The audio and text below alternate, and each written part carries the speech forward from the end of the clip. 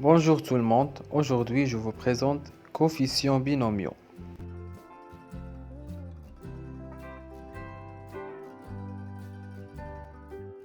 On va aborder trois points essentiels, à savoir la formule de Pascal, le triangle de Pascal et le binôme de Newton. Commençons par introduire la formule de Pascal. Soit n un entier naturel non nul et p un entier naturel non nul tel que p compris entre 0 et n-1. On a donc Cp parmi n plus Cp plus 1 parmi n est égal à Cp plus 1 parmi n plus 1.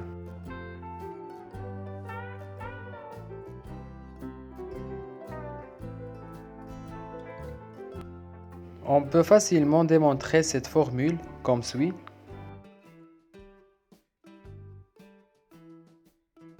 Cp parmi n plus Cp plus 1 parmi n est égal à n factoriel sur p factoriel fois n moins p le tout factoriel plus n factoriel sur p plus 1 le tout factoriel fois n moins p moins 1 le tout factoriel.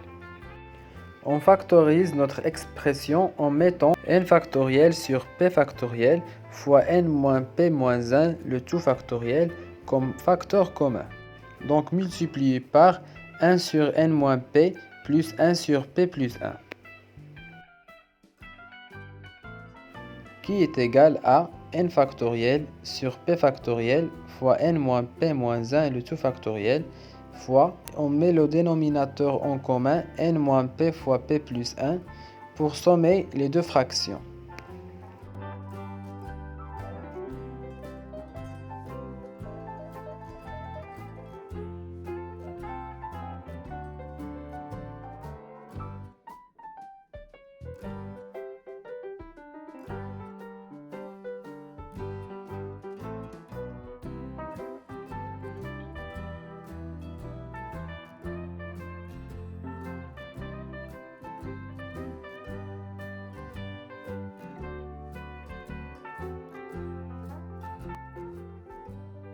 Après simplification, on aboutit au résultat qu'il fallait démontrer.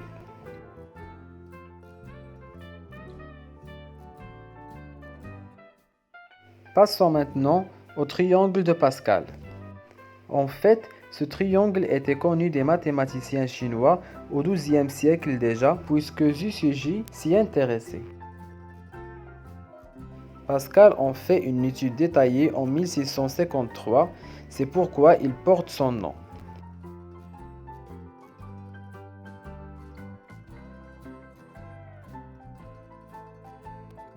Le triangle de Pascal se construit ligne par ligne. Chaque terme est l'addition des deux nombres de la ligne supérieure qui lui sont adjacents.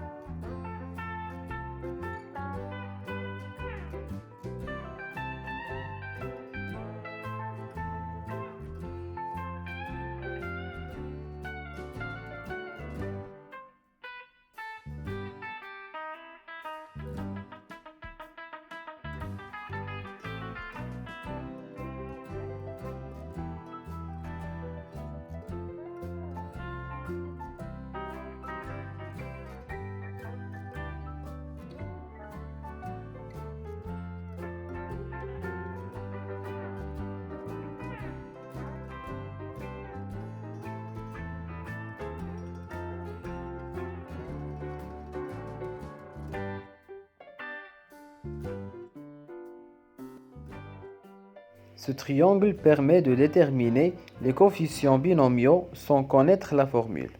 Par exemple, le nombre 10 se lie à l'intersection de la ligne 5 et de la diagonale 2. Donc C de 2 parmi 5 est égal à 10. De même pour C de 4 parmi 7, il se lie à l'intersection de la ligne n est égal à 7 et de la diagonale p est égal à 4. Donc C de 4 parmi 7 est égal à 35.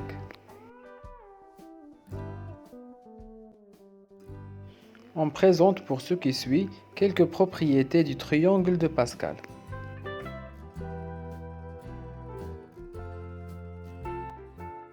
D'abord, il y a toujours un 1 dans les bords, c'est-à-dire C de 0 parmi n est égal à C de n parmi n est égal à 1.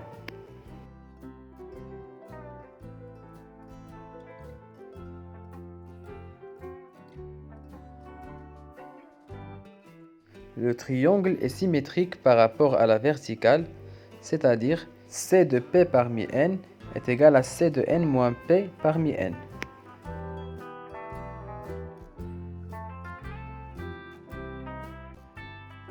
Par la construction du triangle, on a C de P parmi n plus C de P plus 1 parmi n est égal à C de P plus 1 parmi n plus 1, qui représente la formule de Pascal.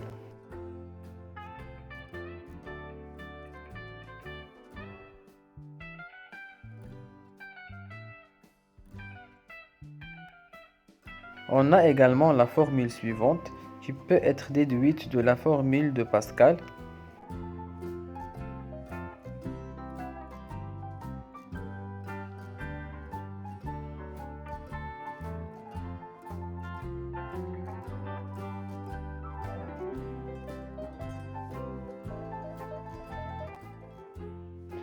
Une autre propriété du triangle de Pascal, c'est que si vous faites la somme alternée des éléments d'une ligne, vous obtenez 0.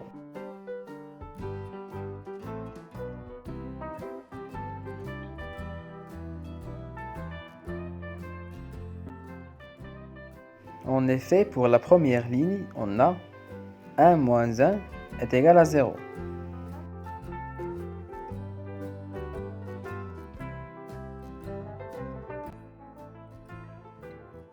Pour la deuxième ligne, 1 moins 1 plus 1 est égal à 0. Et pour la troisième ligne, 1 moins 3 plus 3 moins 1 est égal à 0. Et ainsi de suite pour les lignes qui suivent.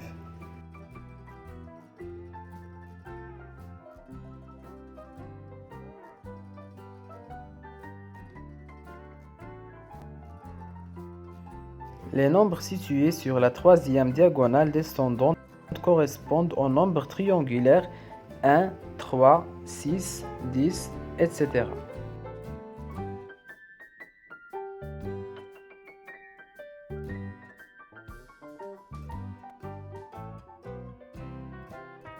Les nombres situés sur la quatrième diagonale sont les nombres tétraédriques, c'est-à-dire 1, 4, 10, 20, etc.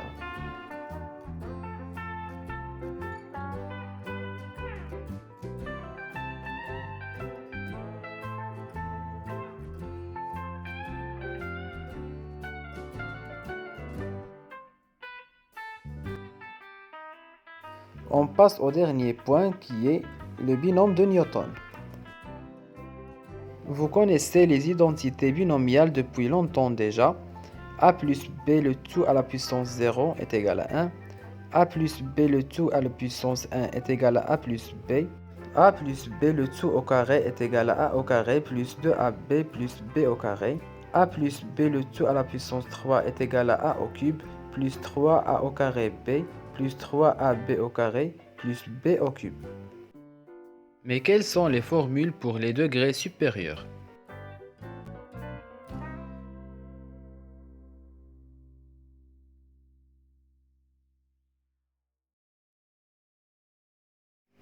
En comparant les formules de degrés 0, 1, 2 et 3 avec les lignes 0, 1, 2 et 3 du triangle de Pascal, vous constaterez que les coefficients des identités binomiales correspondent avec les nombres du triangle. On déduit donc que a plus b le tout à la puissance 4 est égal à a à la puissance 4 plus 4a à la puissance 3 fois b plus 6a au carré fois b au carré plus 4ab à la puissance 3 plus b à la puissance 4. De même pour a plus b le tout à la puissance 5.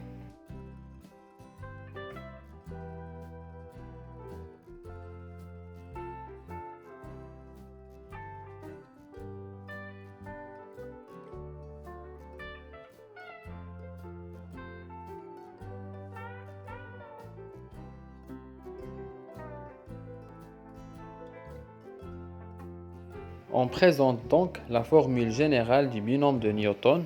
Pour A et B deux nombres réels ou complexes et n un entier naturel, on a A plus B le tout à la puissance n est égal à C de 0 parmi n fois A à la puissance n plus C de 1 parmi n fois A à la puissance n moins 1 fois B plus etc. jusqu'à C de n parmi n fois B à la puissance n, c'est-à-dire sigma de k allant de 0 jusqu'à n de C de k parmi n fois A à la puissance n moins k fois B à la puissance k.